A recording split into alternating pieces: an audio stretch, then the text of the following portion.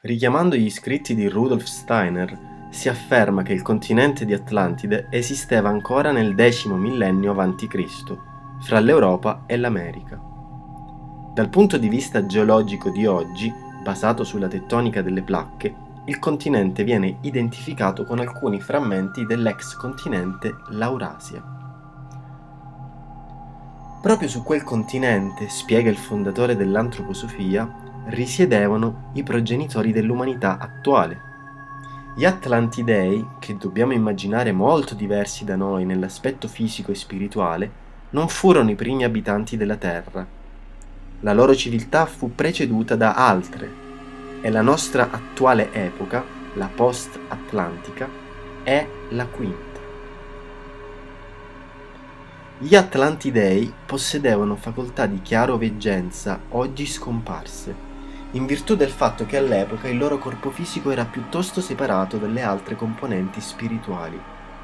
La percezione delle cose e pertanto il gusto erano diversi, tanto che allora la musica e il canto erano sviluppati su accordi di settima, oggi considerati non musicali. La consistenza particolarmente molle del corpo umano consentiva loro, ad esempio, di allungare elasticamente un arto o le dita al loro piacimento, mentre la vista era meno sviluppata. Non esisteva ancora un pensiero logico, ma questo limite era compensato da un'incredibile memoria, con cui gli Atlantidei tenevano a mente ogni dato di esperienza. Il clima era completamente diverso da quello attuale. L'aria era satura di vapore acqueo e piena di fumi di nebbia. La civiltà atlantica si fondava su facoltà magiche che derivavano da un più intimo rapporto con la natura circostante. A quei tempi vi era una civiltà dove la volontà e il sentire non avevano solo ripercussioni interiori, ma anche esteriori. La volontà non aveva solo il potere di muovere gli arti dell'uomo, ma agiva sulle forze della natura. Allo stesso modo, la parola aveva un potere del quale oggi non si ha più minima idea. La parola poteva guarire, edificare, ma poteva anche distruggere.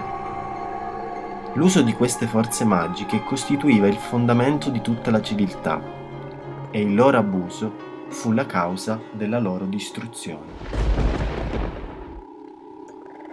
La capacità di influenzare i processi di vita della natura si unì all'ambizione personale. L'abuso delle forze magiche giunse al punto che minacciò di dividere l'intera popolazione in due fazioni: un piccolo gruppo capace di dominare mediante le forze magiche e la grande massa costretta ad obbedire.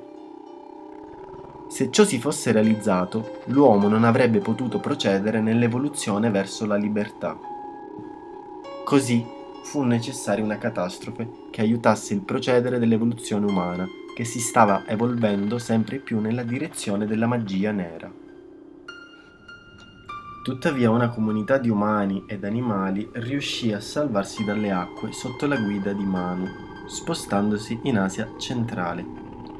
Il termine Manu infatti deriva dal sanscrito, che sta proprio a significare portatore di pensiero, e a lui sono collegate le storie del diluvio universale.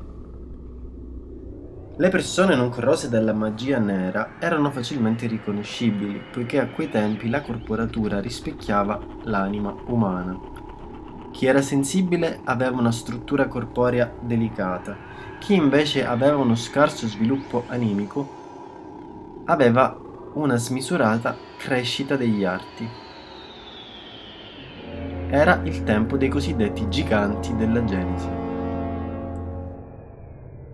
Circa 11.000 anni fa, con la fine dell'ultima glaciazione, l'era di Atlantide terminò.